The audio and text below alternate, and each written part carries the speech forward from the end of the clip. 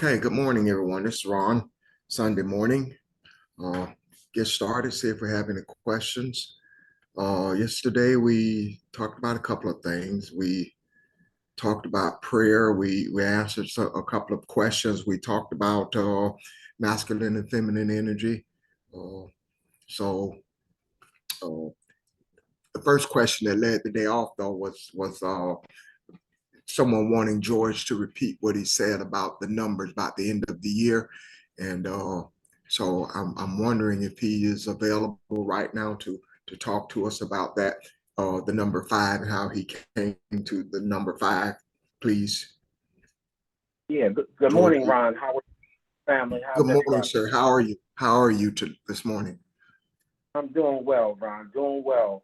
And speaking on the spiritual meaning of number five, let me just, retract just to say when I was asked to look in that last Sunday, it was December the 31st, 2023. And again, it coming to the spiritual root number, what we did was basically just took that date, added up the numbers, and then at the same time, again, it came up to the number 14. And if to get the root number, we needed a singular root number, which is five. And so the spiritual meaning of five is manifestation. And so as, we've been talking about the importance of the I am declarations and going into the new year, which again, today we're celebrating, Sunday, which is the first Sunday of the new year. But more importantly, the number five represents manifestation, and it deals with the universe. It deals with the five elements around of air, water, fire, you know what I mean, Yeah, earth, and the ether. So and these elements is something that we include in coming into the knowledge of who we are by realizing that I am the universe and the universe is me. But the sacred I am declarations, talks about the importance of creative manifestation. And so what are we creating? What is our desires, going into the new year, but knowing that the number five is a free spirited creative number. And the spiritual essence, of the number five, it aligns us to freedom, to feel and pursue.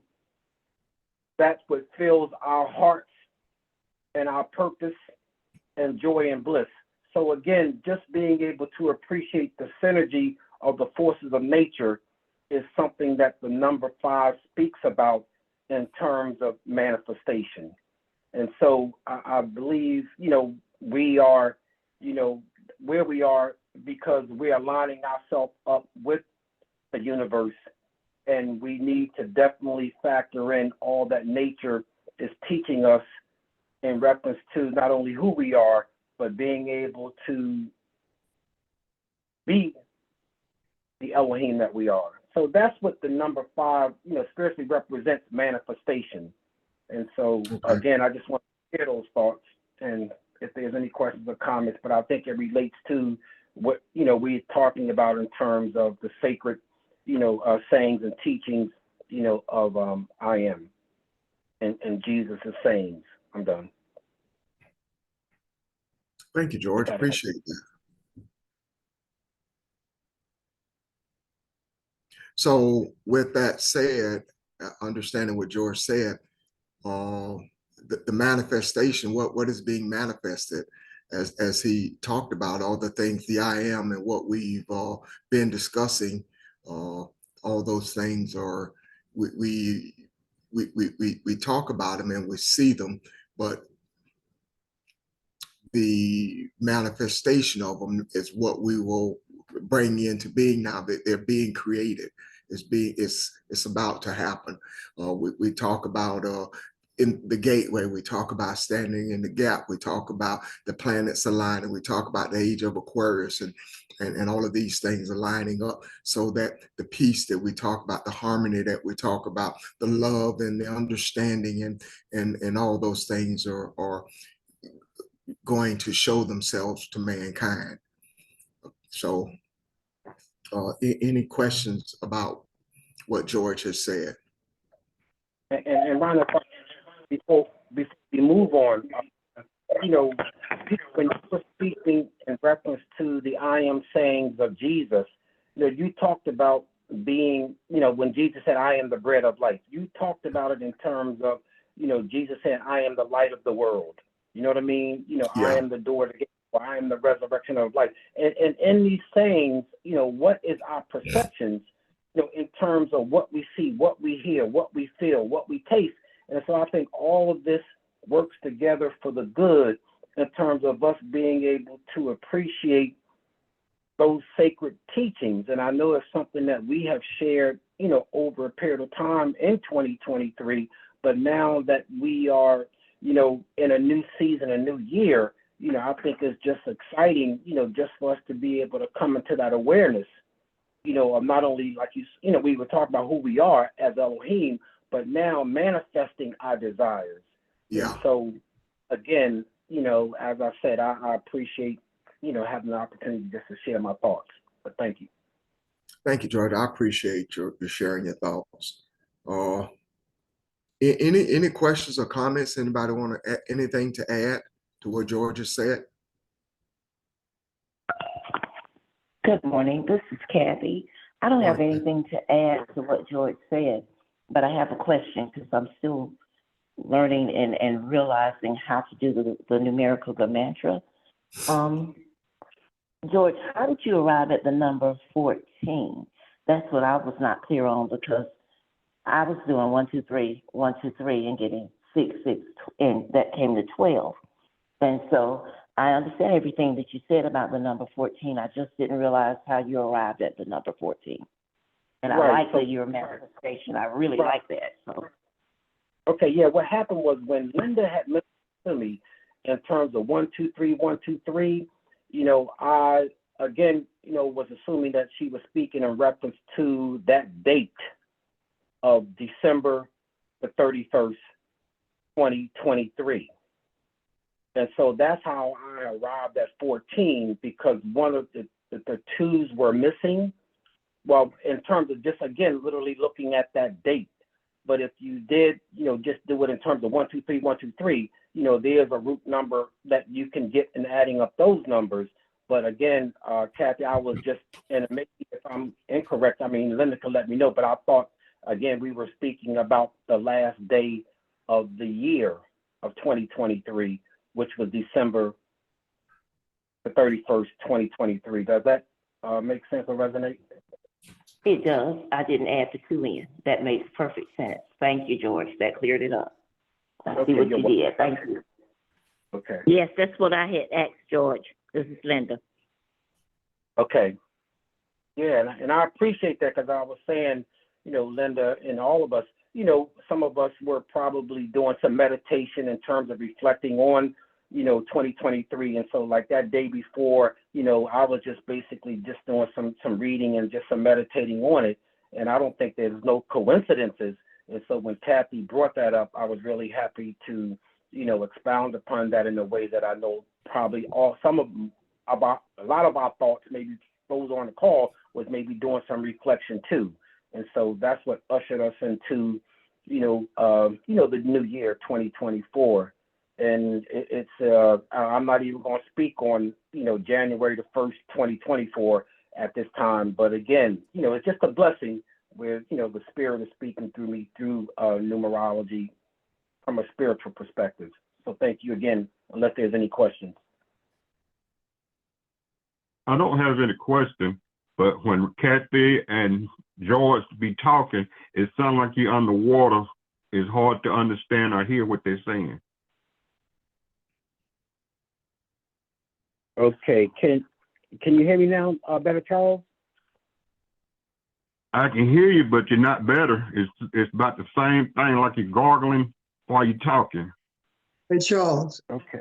are you listening through your speaker? Is your phone on speaker, or are you listening to an earpiece? My phone is on speaker. The reason I ask you that is because the gurgling, I don't hear it. Is there anyone else who hears it the way Charles is describing it? I do not. No. Not me.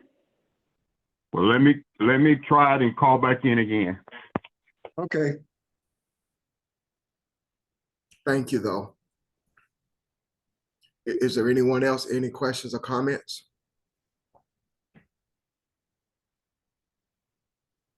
Good morning. This is Jackie, Morning, and I Jackie. apologize. I just got a question, and this is for George, and I'm just not clear on it. What is the meaning of the number 8?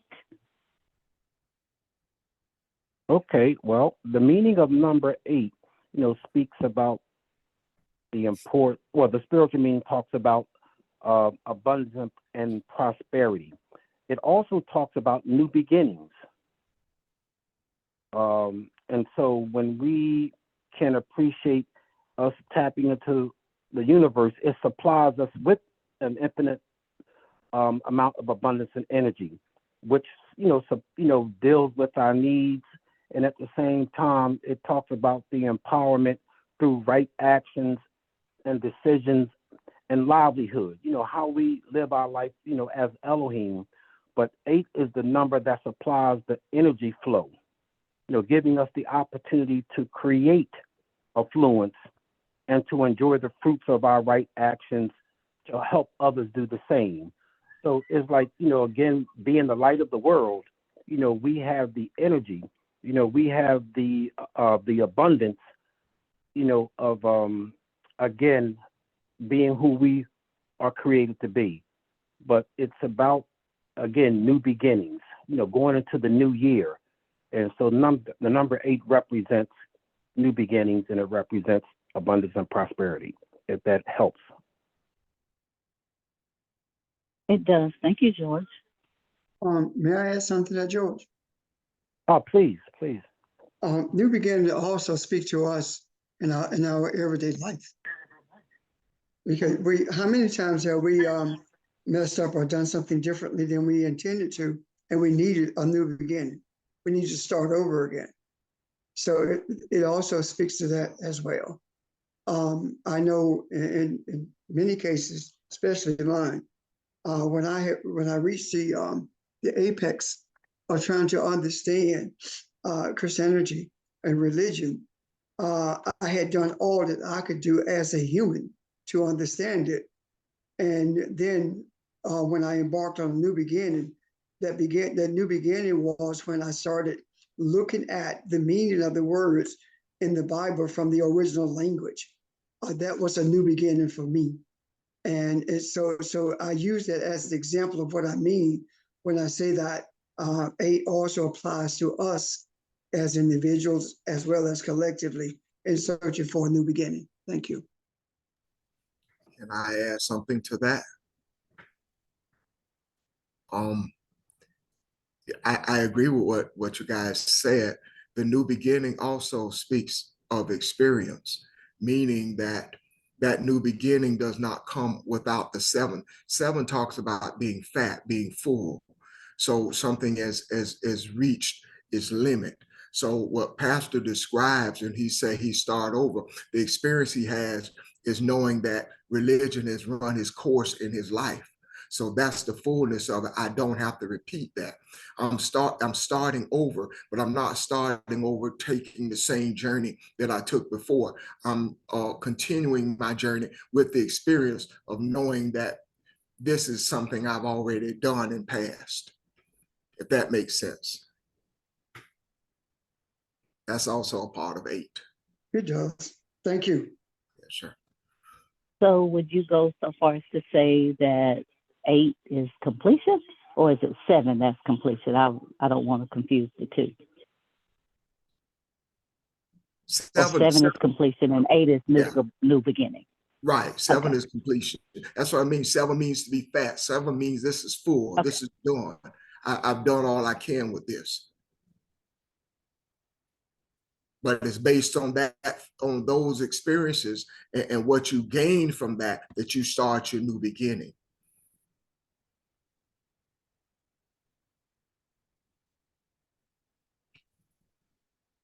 Yes. Thank you, sir. Thank you for the question, Jackie. Anyone else? Yeah, thank you. You're welcome. There's something Pastor talked about yesterday. I want to kind of clear it because I think it's very, very powerful, and it speaks to where we are now. He gave an example of his praying when Miss Phoebe got sick, and how he prayed and how he tried to handle that, and even repetitively going back to it every day till something just hit him. Hey, you know what? I've done all I can do with this, and the power that is in that. And we had a discussion on that. And of course, I don't remember everything that was said. I'm wondering, is that the same type of energy when we see things in our daily lives? Because we see things that appear to be European versus the African. And that's the way it may start off. But there are so many things that happen, it has to be spiritual. Just it seems like it's never ending. It's always going. So does that same type of way to pray apply? Because there are times you feel defeated. There are times when you say, here we go again, there's something else, and it kind of breaks you down and tears you down. So in the same way you use your energy in that prayer, Pastor, what you were talking about, explain that. Am I looking at something totally different, a totally different approach to this? No, you're not. When we talk about things that are never ending, when we talk about when we make statements like "here we go again," what we're actually doing is giving our life energy to whatever the circumstance is that we're referring to. More specifically, when we make a statement like that about a police shooting or about a school shooting, whatever it is, we're actually perpetuating it by virtue of giving our life energy to it. In order to take the life out of it, we have to be positive in when we refer to it. For example, a police shooting, instead of saying, here we go again, this will never happen again. We are not going to allow this to continue. Those kind of references to it makes a difference. Because again, I think it was yesterday maybe, when I made a statement about what it means when we talk about the life being in the tongue or death in the tongue, is how you phrase it. What happens is, in reality, most of you on this call have heard us talk about how water is affected by the words that we speak. If we speak positive words, the water forms crystals. But if we speak negative words, then the type of crystals that the water forms are horrific and what we call demonic in nature, or the way they look. So when we talk about the power of life and death being in the tongue, it applies to here we go again. So how does that work? The energy that is brought forth when we say here we go again is extremely negative, and it feeds into the circumstance as opposed to rendering it harmless. Does that make sense? Yes, it does. Thank you. So- Also, go ahead. So what you're saying is the energy, and we talked about this before, but the energy of the African is really the wind that fans the flame and makes things appear that they're out of control. I see that the fan of the flames a bit, well, maybe the same thing, but fan of the flames to me is, first of all, let me back up. When we are talking about the African, we're not talking about people as much as we're talking about the energy of divinity that came from Akebelon from the beginning, or came from Africa from the beginning, the spiritual nature of the African is what we're referencing. So when you say fan in the flames, what I see in that regard is this: fan in the flame is the fear that the African has for the European. One of the greatest mistakes that has ever been made by us as a people is believing that we are victims. We have been convinced that we are victims.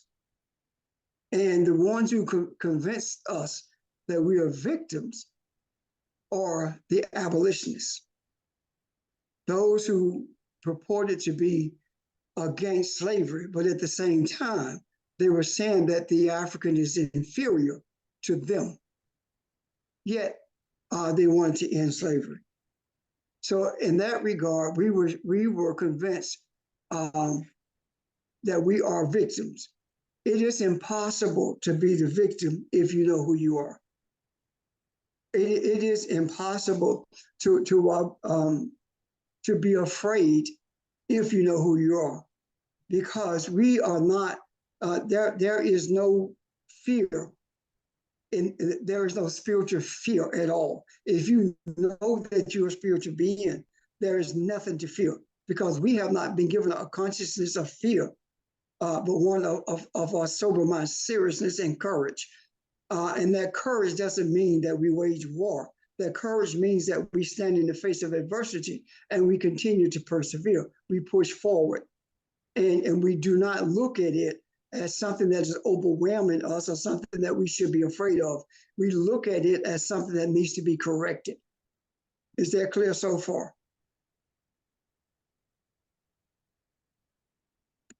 I suppose it is then. Yes.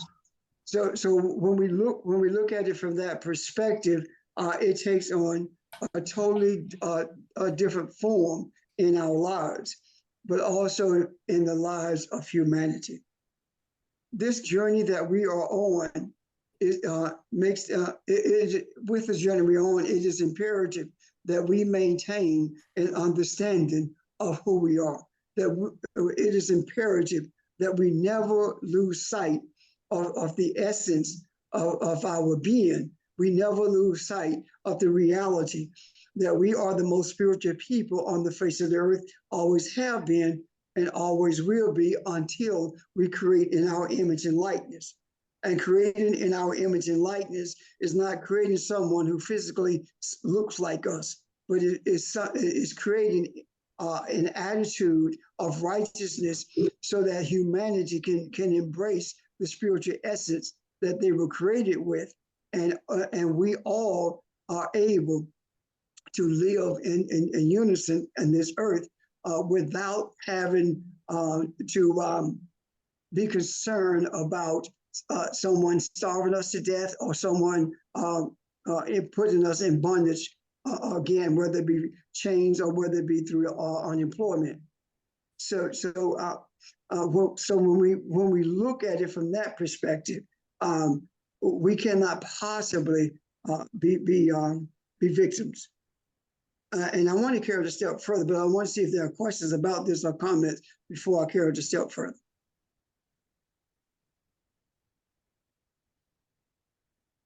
Okay. Even when we talk about, yesterday we were talking about relationships, and more specifically, we were talking about marriage, and it actually morphed into something far deeper than the reality that none of us understand what marriage really is. It morphed into a discussion about femininity, masculinity, and the relationship between the two. When we truly look at masculinity and femininity in regards to us as physical entities in the earth, we have to also look at where our attitudes emanated from. Where did the seeds that brought our attitude to this place, where did they come from? when we talk about yesterday, one of the things more specifically that we spoke of was, and I did not recognize the voice of the person who said it. How is it, why is it that a man can step out and when a woman and he's all is forgiven, and when if a woman does it, then she is castigated or she is dehumanized for having done that. Yeah, and I'm sure you guys remember that.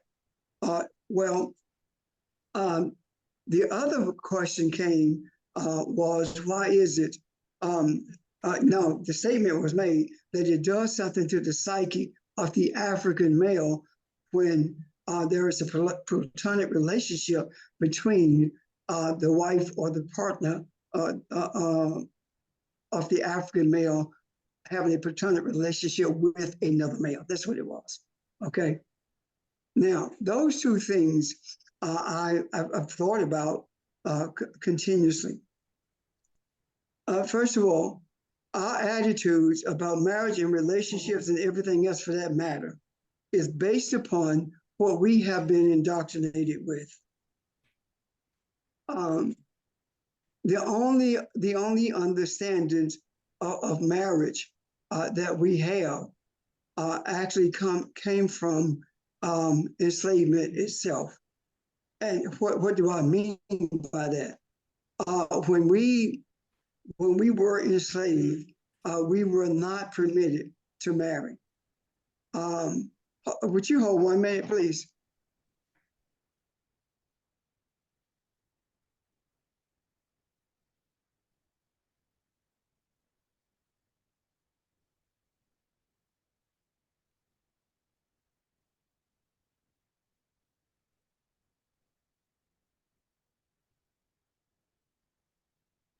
Okay, I'm back.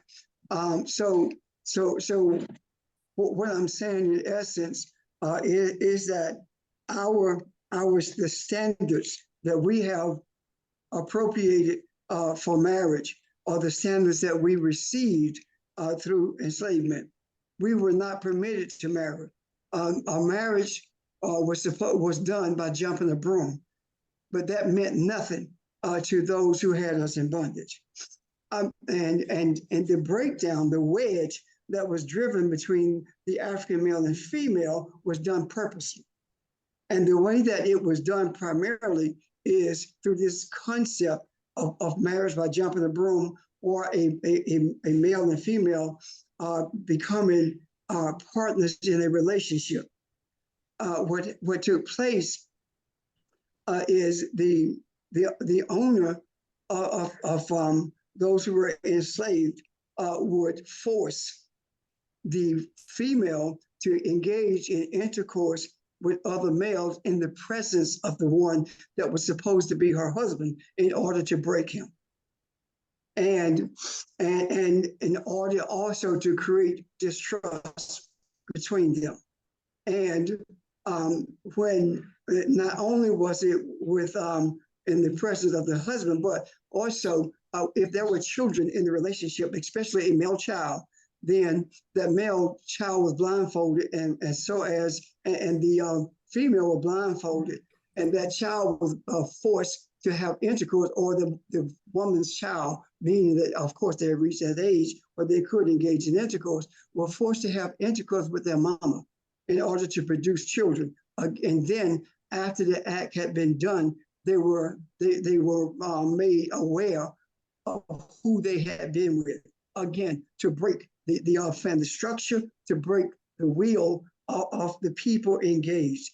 So I say all of this to say that we have never had a real concept of what a relationship looks like until now. We are beginning to see that. And that is one of the reasons there is so much conflict between the African male and the African female, because of that distrust that has been ingrained in us. We have in our spiritual DNA a memory of all of those things. And one example of that memory is the fear that Africans have of water. And that fear comes because of having been thrown overboard by those during the route in oh my God, the transatlantic slave trade. There were those of us who rebelled, or those of us who were weak, or sick. They threw overboard, and seeing that the sharks were following the slave ship, and the people who were thrown overboard became food for the sharks, that was ingrained in us. And those things carry on to this day. The idea of African males getting drunk on the weekend, that also came from enslavement.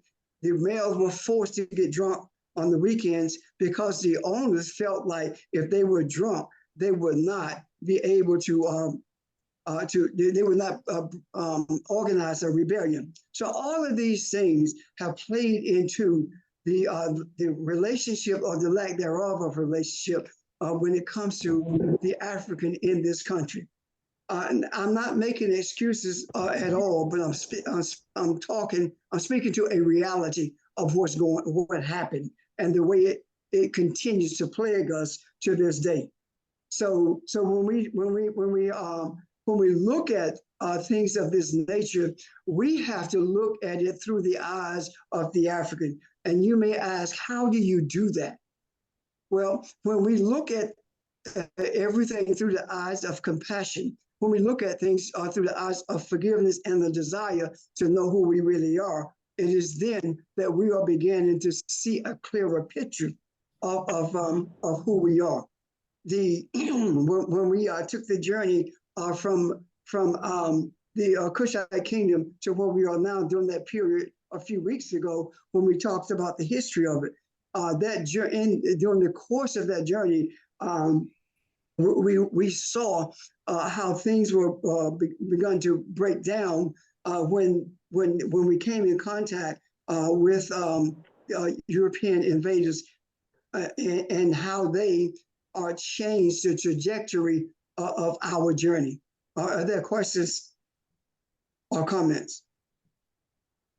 Right. I have a comment, Pastor Jay. Yes.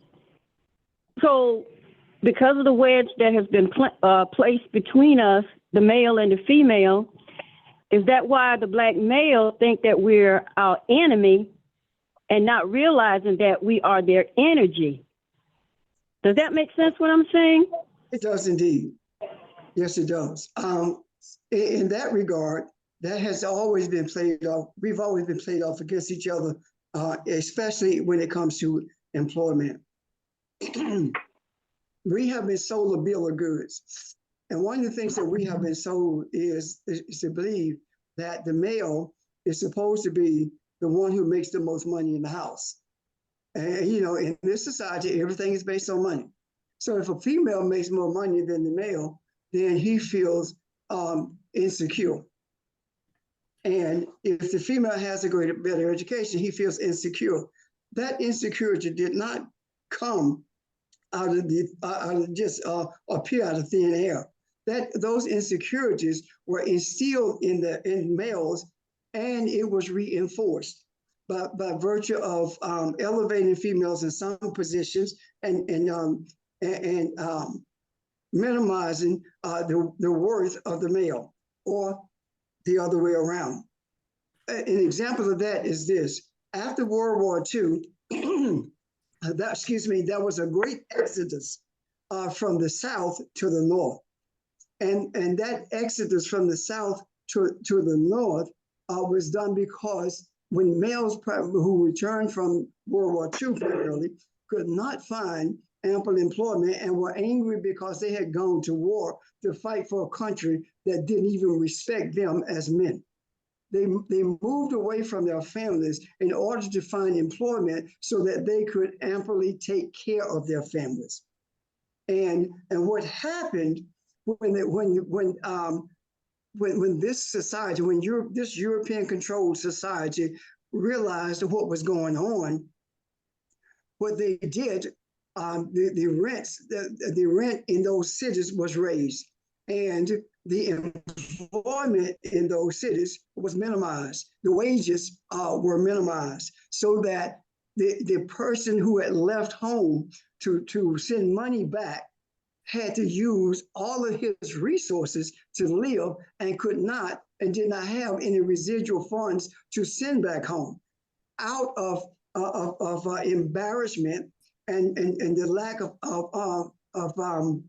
means to take care of the family, ties were cut off, communications ended. This was done on purpose. And as a result of that, the whole image presenting the African male as being no good and someone who would not take care of his family, that image was perpetuated and was brought into existence by through the avenue that I just talked about, among others, of course. That's not the only one. So how did this system continue? It continued when you look at the major cities. Every major city in this country had a major manufacturing industry there. And in order to break the backs of Africans who were becoming more affluent and being put in a position where they could actually take care of themselves and their families, this system, the European control system, the U.S. government, in league with the owners of these manufacturing plants, began to move these plants out of the inner cities and put them on the outskirts of the cities, so that the employment, the ones who were employed would be primarily white people as opposed to black folk. And when if you look at the demise of these cities, look at Philadelphia, look at Baltimore, and when you look at them, look at when the Stetson Hat Company and manufacturing plants like that moved out of Philadelphia. Look at when the auto industry moved their manufacturing plants out of Baltimore. When you look at those things, and you begin to see that there is a systemic effort that is continued to this day to minimize the importance of family structure within the African community, but more importantly, to continually keep a wedge between the African female and the African male. That is to this day. When corporate America, and back in the day, when corporate America started opening up, and bringing into its fold people of color, primarily Black people, African people, into what it actually did in the subsequent years after we left college, the generation after us, or the generation that we brought into existence, what they started doing, they would put African women in positions not so much of authority, but in positions, and paid them much more than males were able to make, and they were not hiring African males. Again, this was an effort to drive a wedge between the African male and female, because again, everything is based on money. And if you make more money than I do, and I'm the man in my house, then what kind of man am I if I cannot equal you in terms of taking care of the family? I am sitting here and you are taking care of me, rather than me taking care of you, that kind of thing. All of these things have played a role in diminishing our relationship with each other when it comes to marriage, when it comes to seeing who we are and respecting each other. The idea of laying hands on a woman, there are therapists who say, well, it comes out of frustration. It's more than just frustration. It's more than that. It comes out of the disrespect that has been perpetuated by the slave owners. And whether you like it or not, we are still enslaved and we are still owned by the same people. Different generation, different method, but the same people. We are in bondage to them. And the only way you can be freed from the bondage and have a healthy relationship is for you to understand, first of all, that no one can define what a marriage or relationship is supposed to look like. The primary foundation of a relationship has to be based on respect, mutual respect. When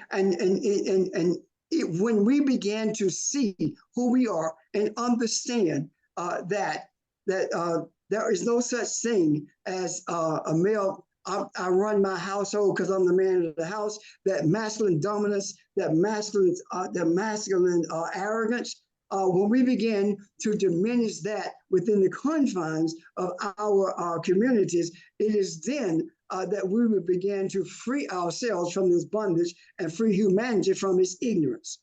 That is that's the journey. That's the goal. And all of this that we are talking about today, you say, well, you're supposed to be talking about the scriptures. Tell me when I wasn't talking about the scriptures. Everything that we're talking about is in the scriptures.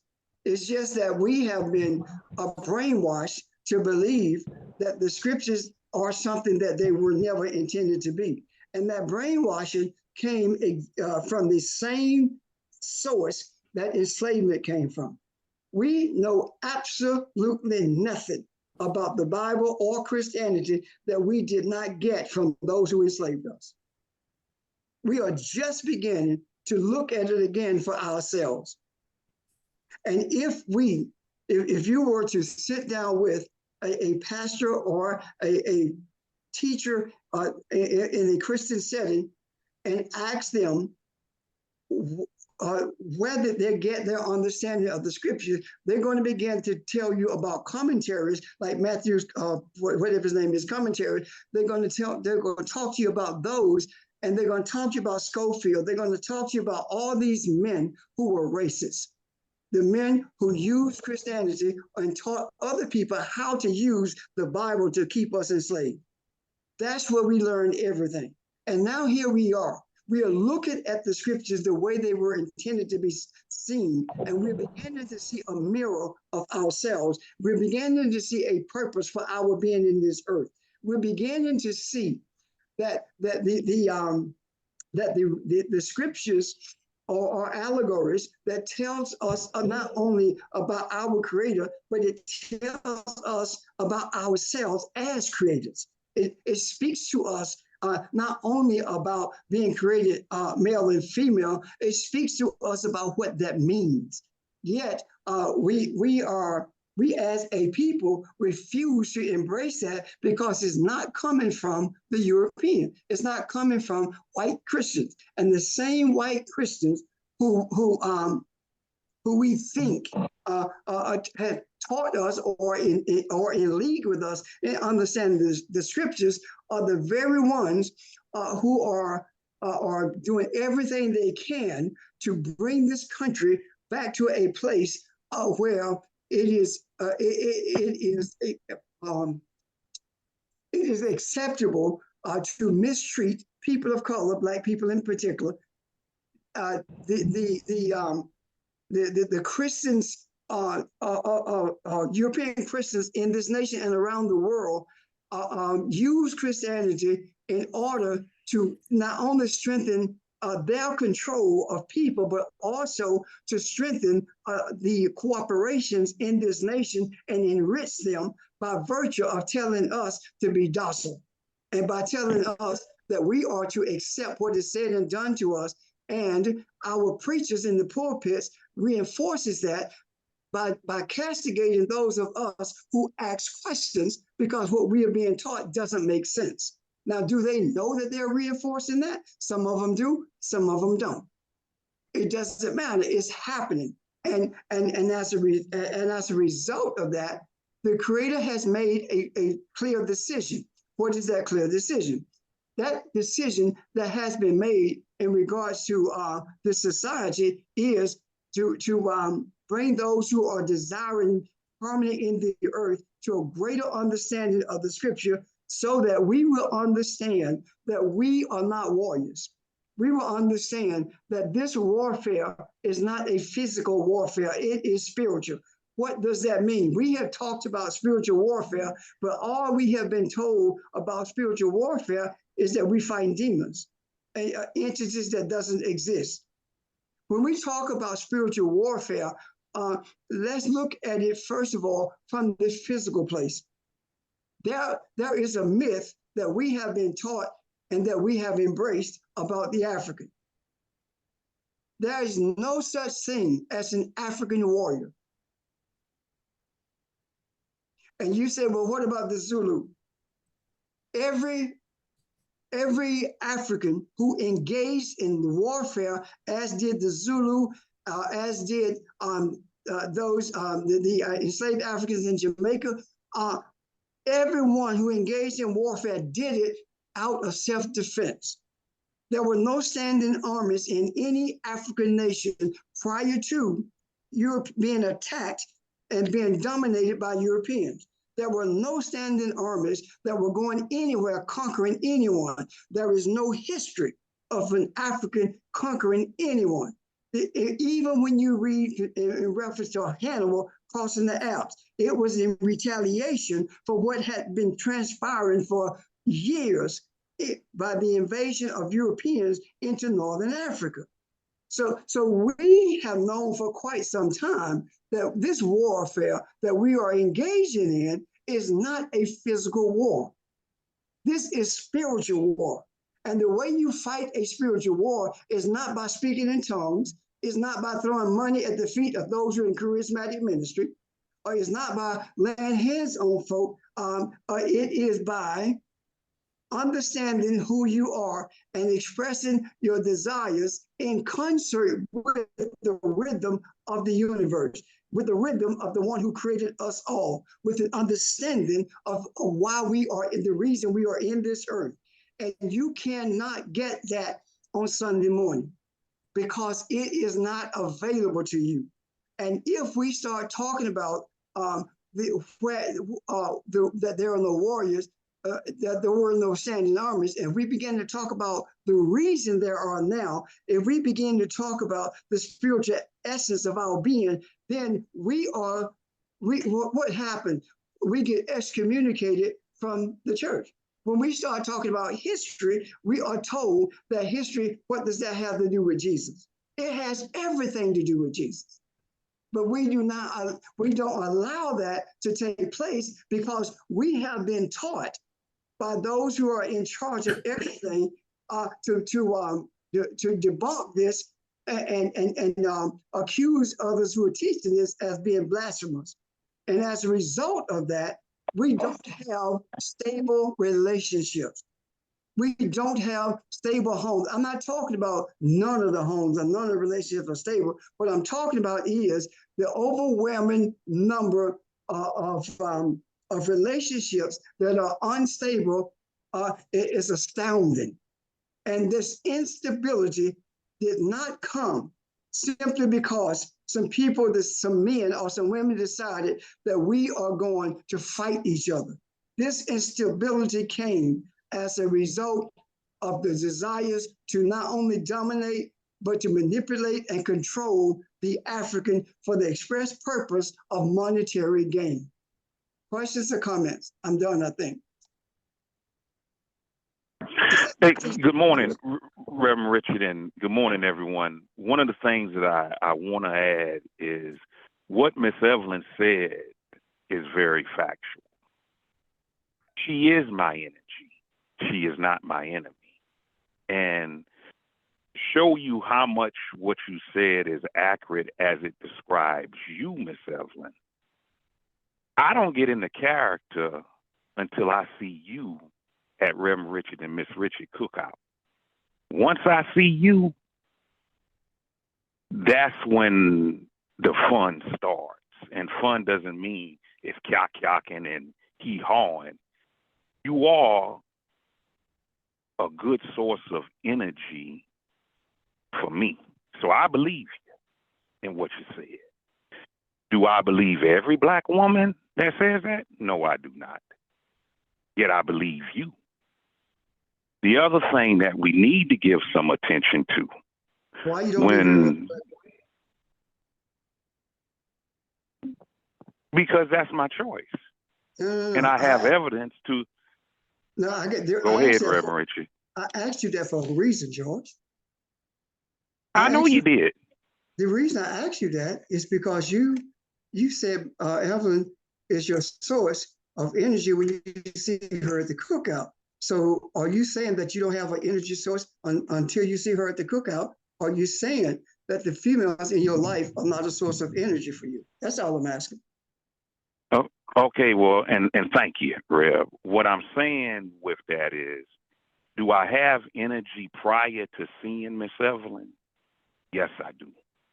It's just that when I see her, she makes it smooth for an individual like me. I don't know some of those people from Philadelphia.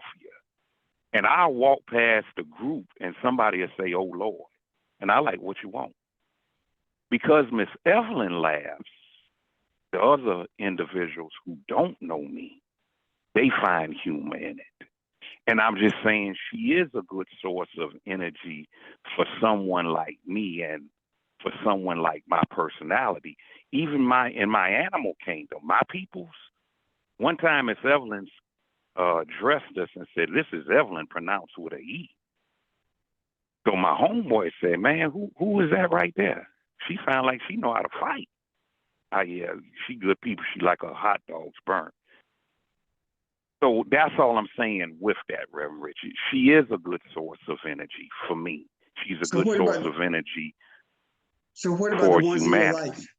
What about the ones in your life? The ones in my life, are they a source of energy? Yes.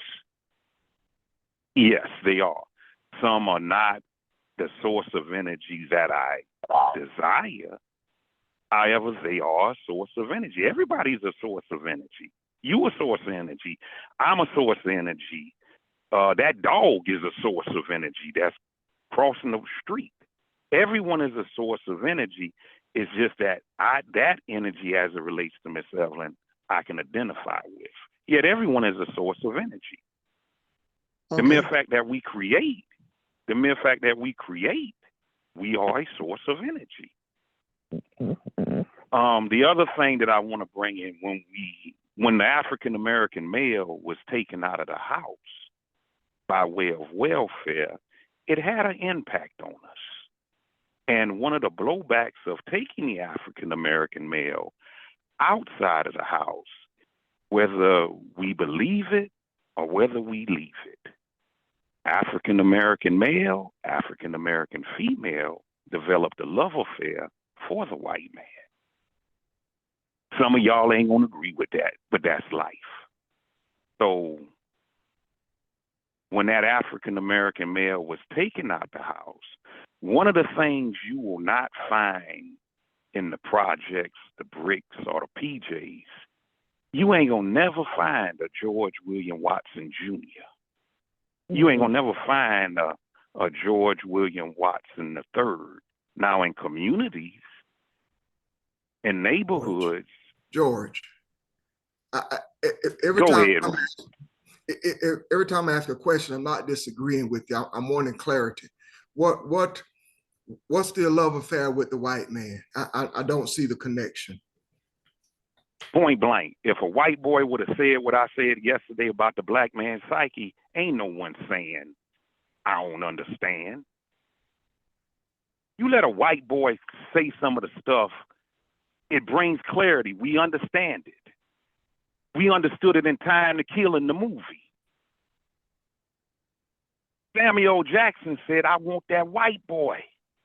Then that white boy told the jury, "Now imagine she's white in the well." If I tell you all that, if that white boy tells you that has an effect on the black man's psyche or any male psyche, you all understand it. George, let me ask you a question. And when you take that, stop right there. Let me ask you a question.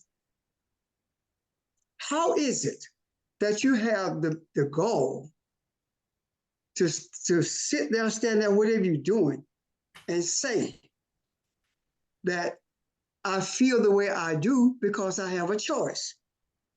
And then you have the unmitigated goal to say that if you were a white person, a white male, saying what you said yesterday, none of us would have challenged it by saying, "I don't understand it." You don't have the authority to make that kind of statement because you don't know what everyone else was thinking. And by the way, someone called, I was talking to someone yesterday on the phone, and they said to me, when George asked the question, I understood it.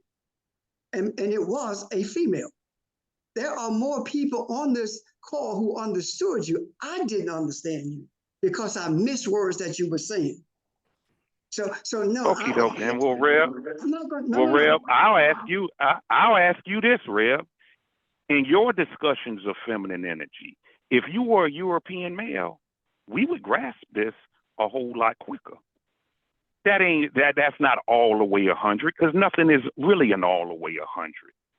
Yet there are some perks and advantages the white male has over other males, and that is true. George, how many of y'all have never heard?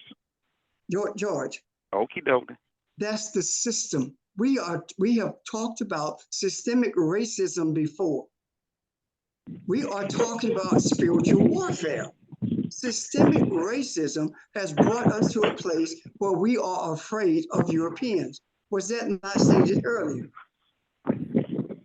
The influence of would you mute your phones, please? The influence of this system or the systemic racism that is perpetuated by the European male has an adverse effect on the relationships that we have in our lives, be they marriages, be they partnerships, be they friendships. It has an influence on them. The other thing is this: as long as we nitpick around the edges about everything that is said, we are always going to be in conflict with each other. I'm not asking you to believe anything simply because I say it. I've always said, do your own research and see it for yourself. This whole idea of continuously attacking females based upon the unfound theory that nothing is ever said about males that's positive has stopped right now. It has to stop.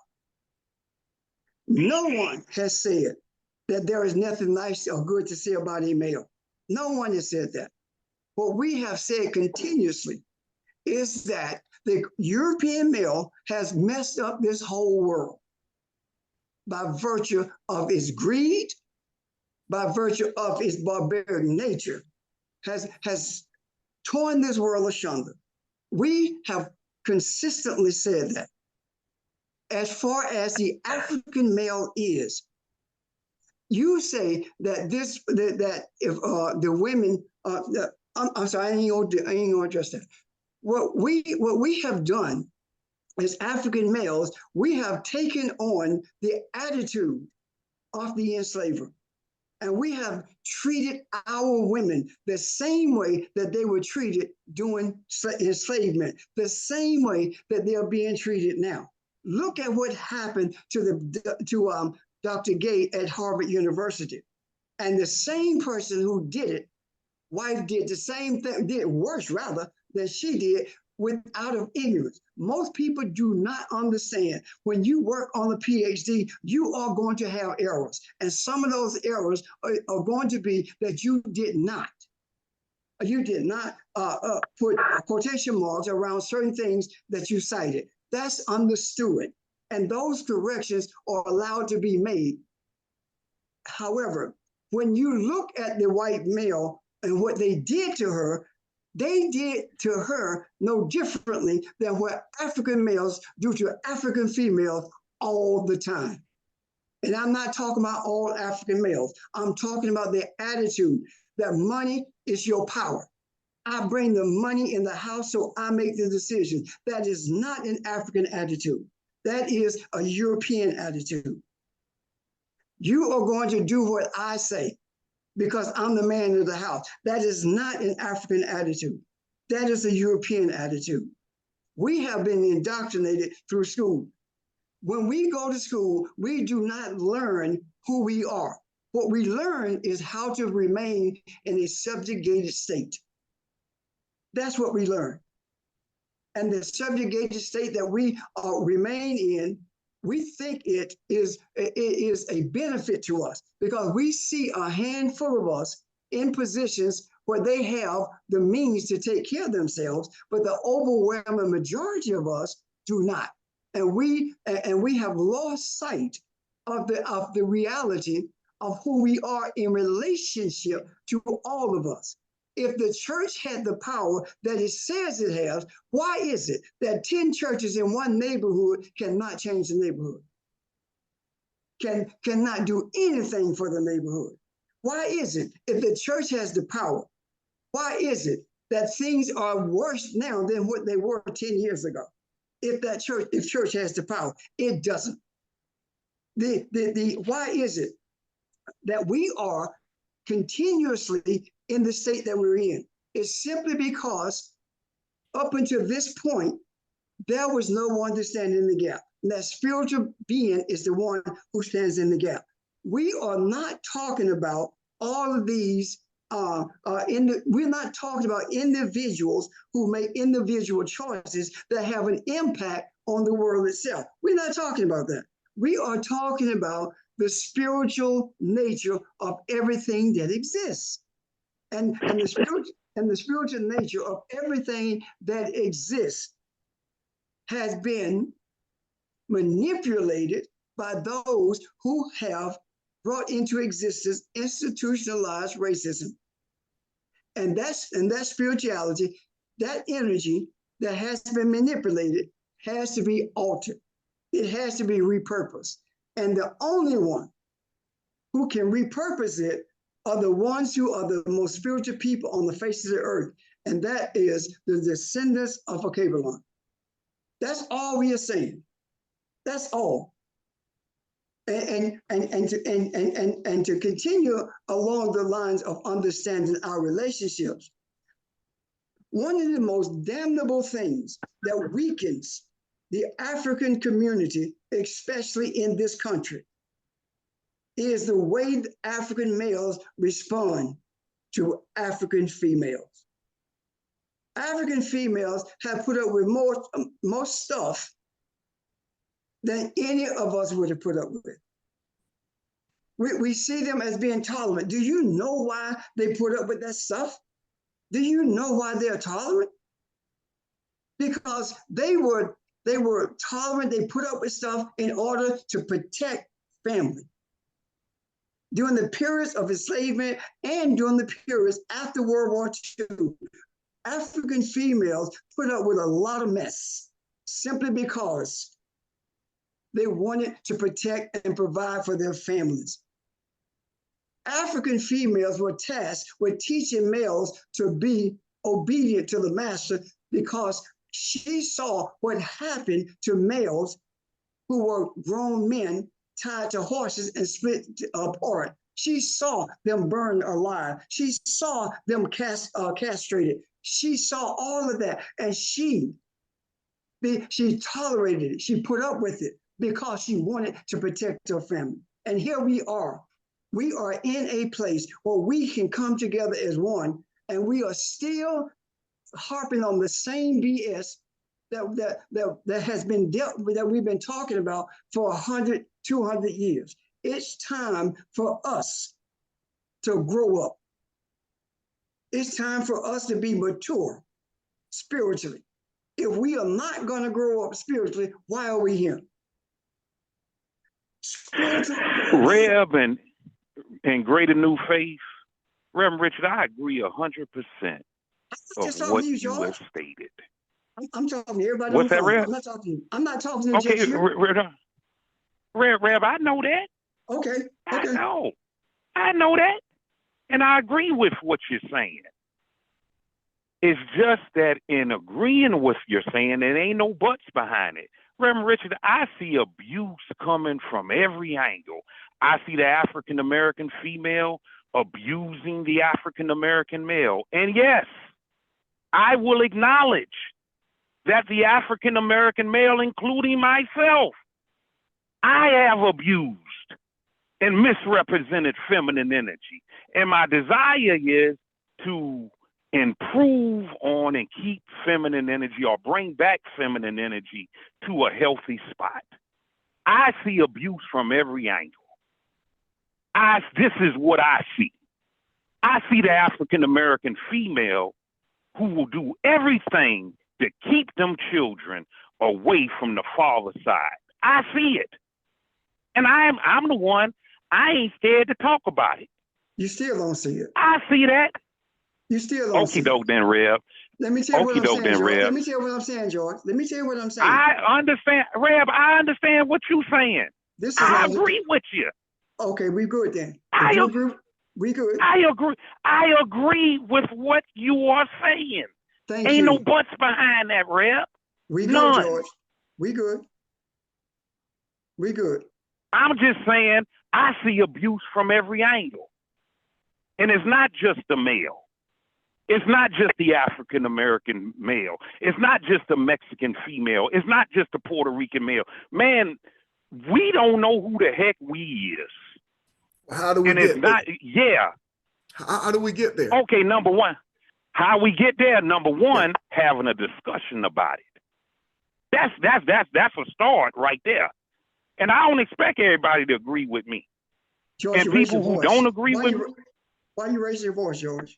Calm down. because I got passion for what I say. The same way Mike Krzyzewski raised his voice, and y'all call him a good coach. That's No, why I'm raising you my call him a voice. good coach. Go ahead. Okie doke then. But the majority of you all in here call him a good coach.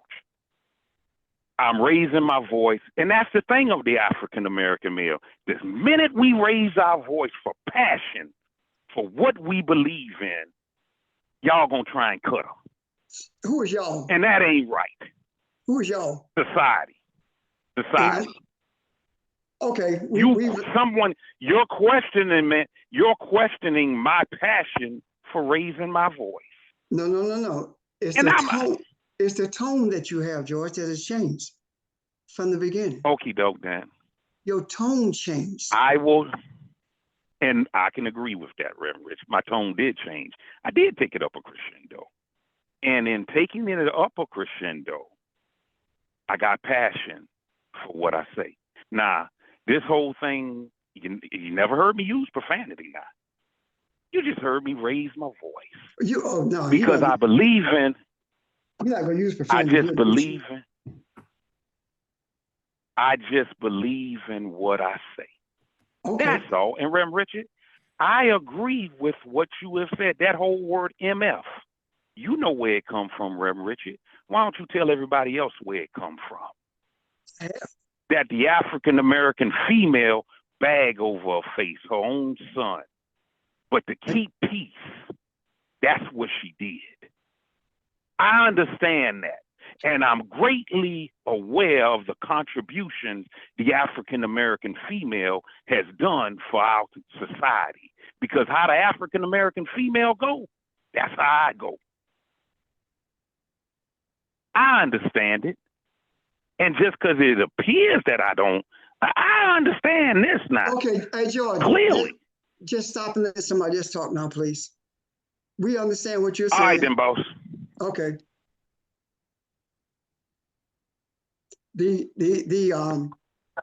Where I was headed with it. Go ahead, Audrey. I think George and Pastor said exactly the same thing, coming from two different directions, but they said exactly the same thing.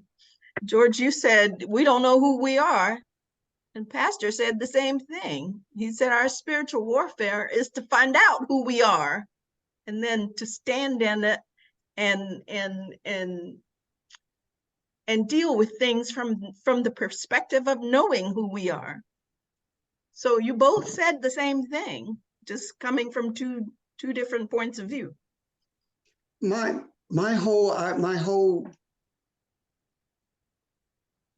whole message in talking about these relationships is from a foundation that can be easily proven.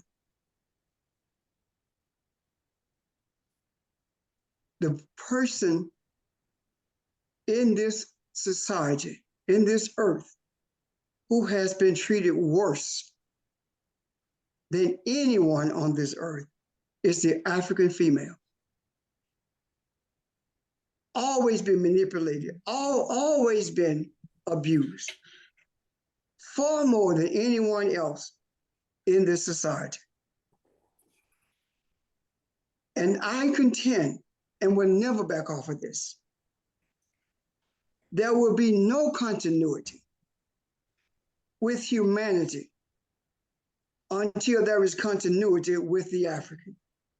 And there will be no continuity with the African until there is oneness between the male and the female, and we can stop living, talking the truth and living a lie. As long as the African male responds to the African female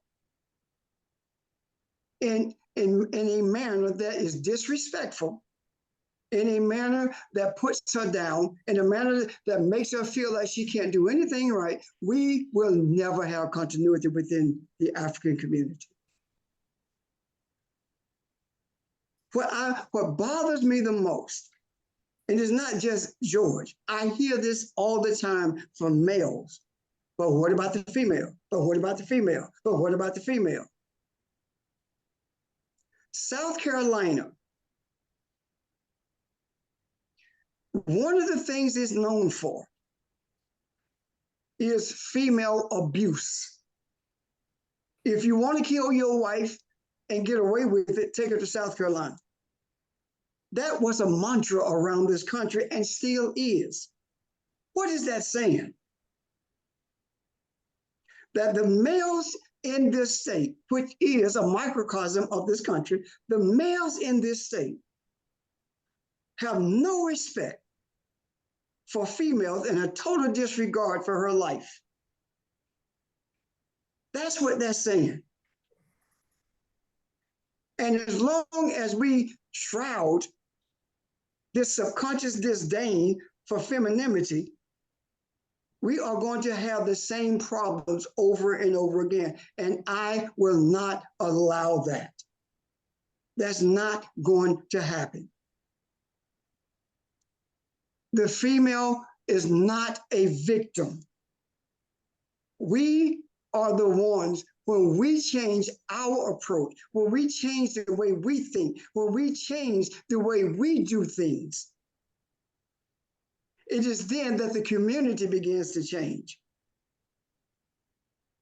There is a reason that males don't get on TV now when they're playing sports and say, "Hey, mom," like they once did. There's a reason for that.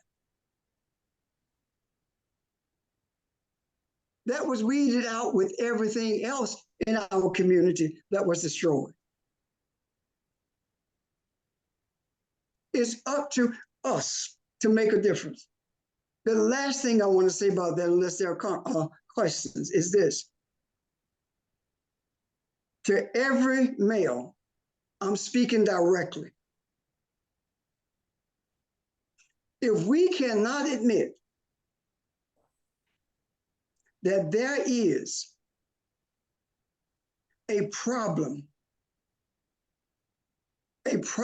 that we have inherited from Europeans when it comes to how we treat females, if we cannot admit that, we will never change.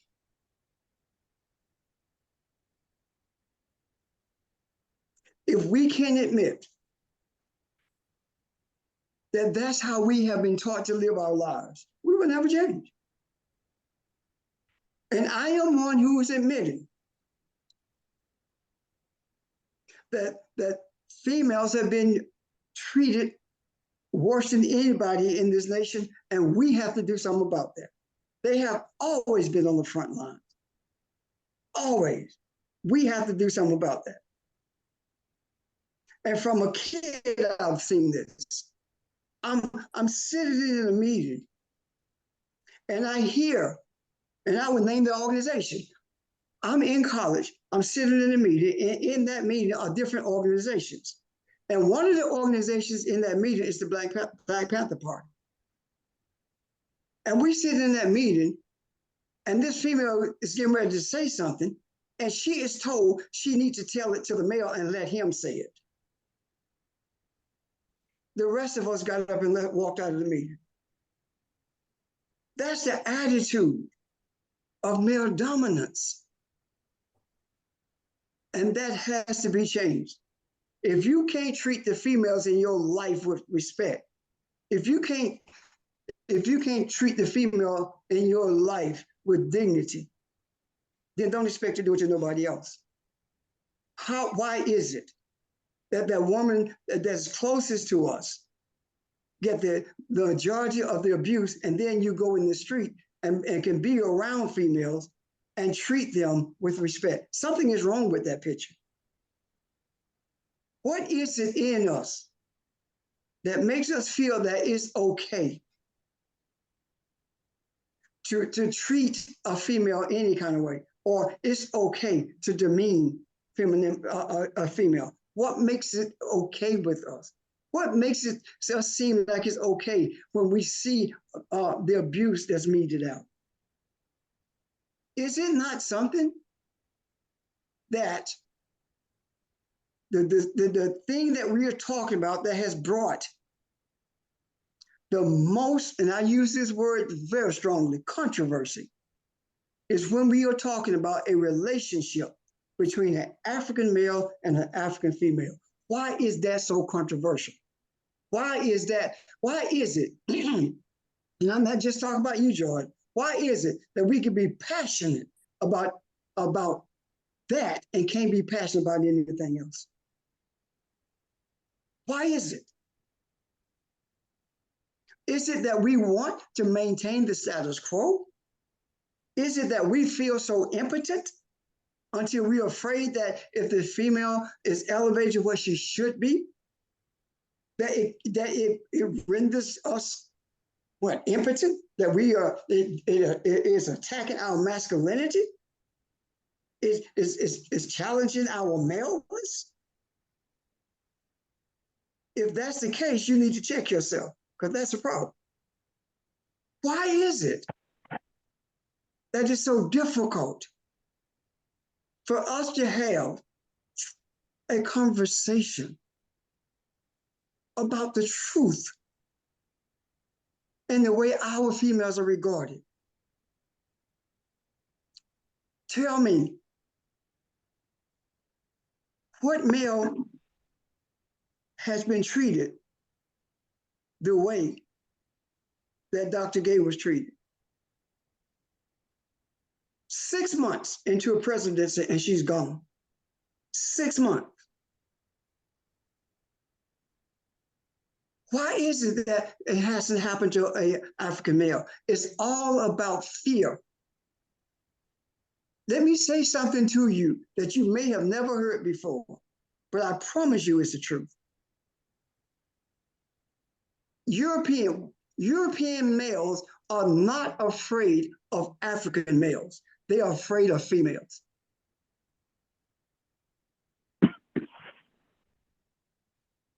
They are afraid of females. They're afraid of the African female. There have never been a push to stop African females, stop African males the way it is to stop African females. There are a group of females, and I think they're based in Atlanta, and they pool their money and they help other African females start businesses. They are an entrepreneur group. And there is a white male, the one who challenged affirmative action at Harvard, has gotten a court order to stop them from dispersing money for other African females. This is not a public organization. This is a private organization. And the white male is able to go to court and stop this. There has never been a time when they've gone to court to stop anything like that for an African male. The fear of African females is because there is something innate in them.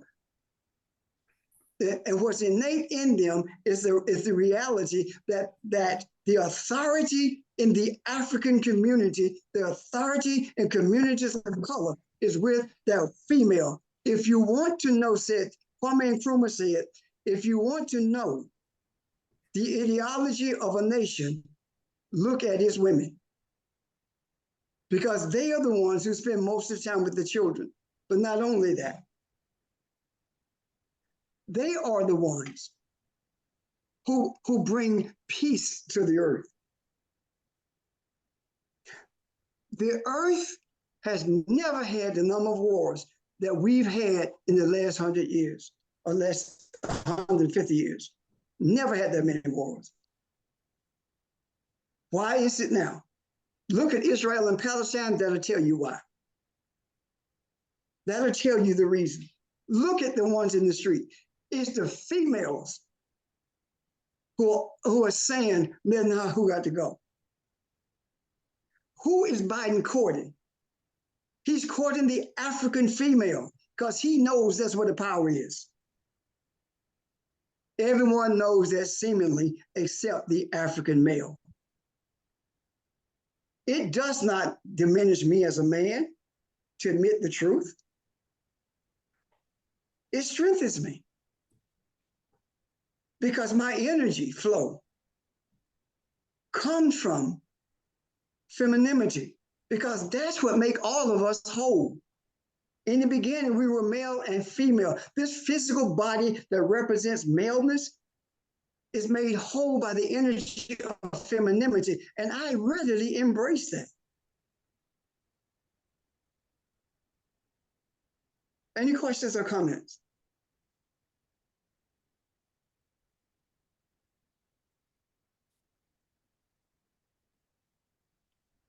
Yeah, good morning, Pastor, and everyone. Can you hear me? Yes, sir. Yeah, I just wanted to say with regards to the conversation when you mentioned about truth, and I'm just going to mention this profound statement, because I think it reflects what the conversation is. But again, if the truth makes you uncomfortable, don't blame the truth. Blame the lie that made you comfortable.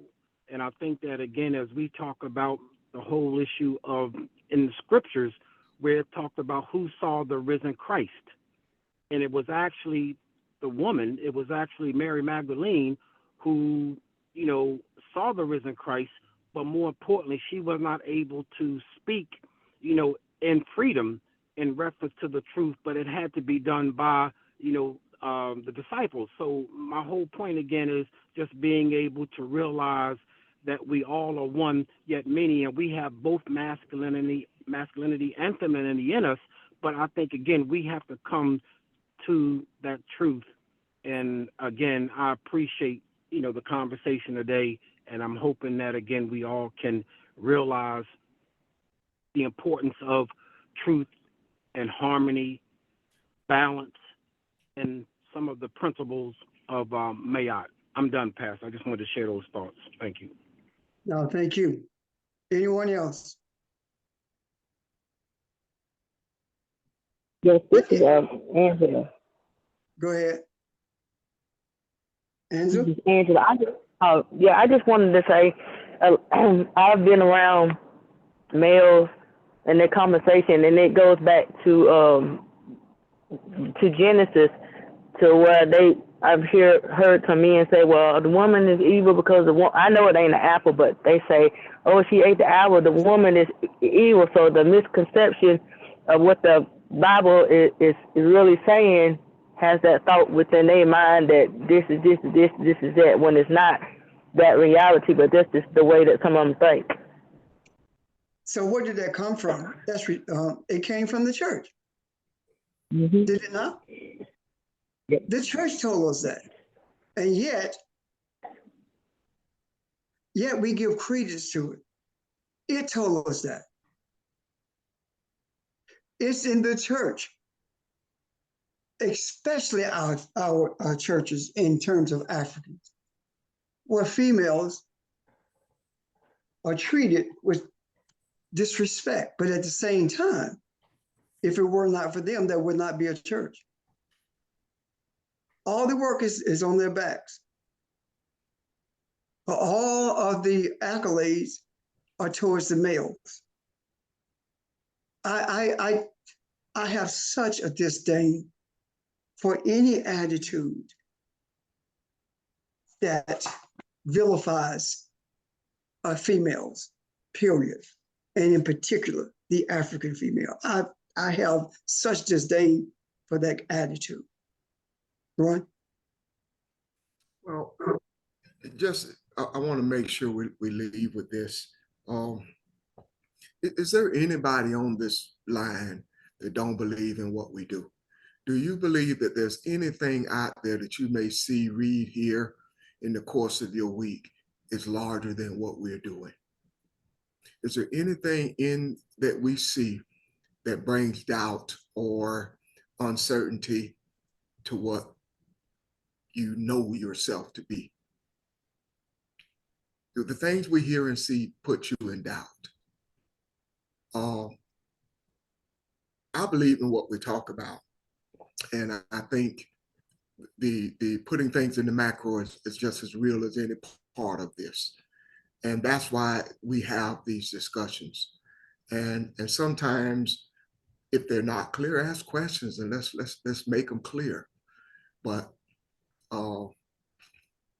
if we are in error, I'm not seeing this right, and this is how I'm going to die, because I don't know any other way. So the clarity of it is this, and I want to say this. I don't know if George is still on the line, but I want to say this to him. I want to say this to him. George is the most giving person that I know, or one of the ones. He doesn't realize that his giving and his compassion is his feminine energy. George is a very giving person. If somebody has a need, if somebody's out there that wants something, if somebody's in trouble, he is the first one to call up and say, hey, let's go do this for so-and-so. He's a very giving person. But I think, and this is my opinion, I think the error comes in is George battles with quicksand. Quicksand is the alter ego that does not see the compassionate part or doesn't want those two things to blend. He is afraid, in my opinion, of his spiritual side to take control of who he is, because it's already there. He operates in it. He operates in it. And everybody that knows him sees that. So, and I'm not just putting him out there, but I'm saying this to him because I want him to look at himself. He's already there. He's already there. And just as we talk about whether or not someone has an illness, whether or not we talk about a country that's being bombed, whether or not we talk about the finances in this country, or women being attacked, or whatever the case, we fight it the way we fight everything, and that is spiritually, uncovering it and talking about who we are, being Elohim, and trying to spread love and kindness and harmony. If there is another method, the floor is open.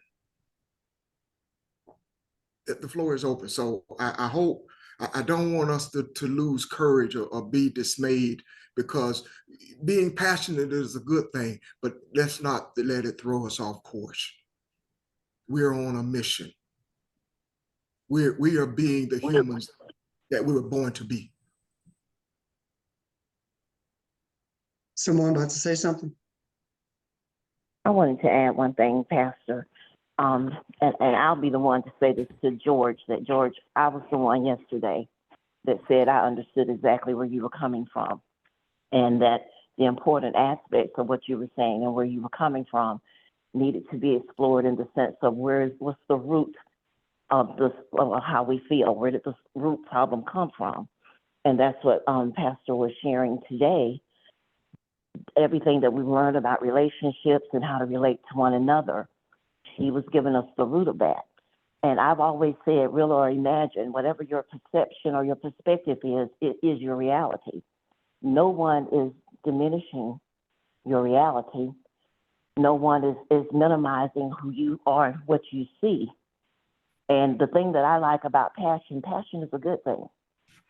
let's be just as passionate about ushering in spiritual change as we are about debating whether or not this one is being overshadowed by the other, or whatever it is that we are seeing and living in, and what our reality is in that instance. Let the focus be on ushering in the spiritual change. That's why I call in. I can stay where I am all day long and be my natural self and just deal with one problem after another from an aspect of being just a human not knowing who he is, or I can deal with it from the aspect of being I am that I am. I want to know more about being I am that I am. And so therefore, debating how I see it right now, I can debate all day long. But if I take that same passion and apply it to being the change that I want to see, and not only the change that I want to see, but the change that I want to be, then everything starts to click into place and to change. So I've heard what everyone has said today. I agree with Audrey. You were saying the same thing, just in two different ways. But what was the purpose of standing in the first place? The purpose was in looking at the outcome. And what is the outcome? Recognizing who we are. Once I recognize who I am, that does not absolve me of my responsibility. It gives me more responsibility to step up and be I am that I am, and to show everyone around me how I am to live and how I am to make a change in society, in the world around me, and to create the world that I want to live in. And so, I like I said, I don't have a problem with passion, but redirect your passion and put it where it can do some good and make a change. And when we start all being that passionate about being who we are, the I am that I am, then that's when everything will start to change for the better. And I just wanted to share that. So thank you. Thank you.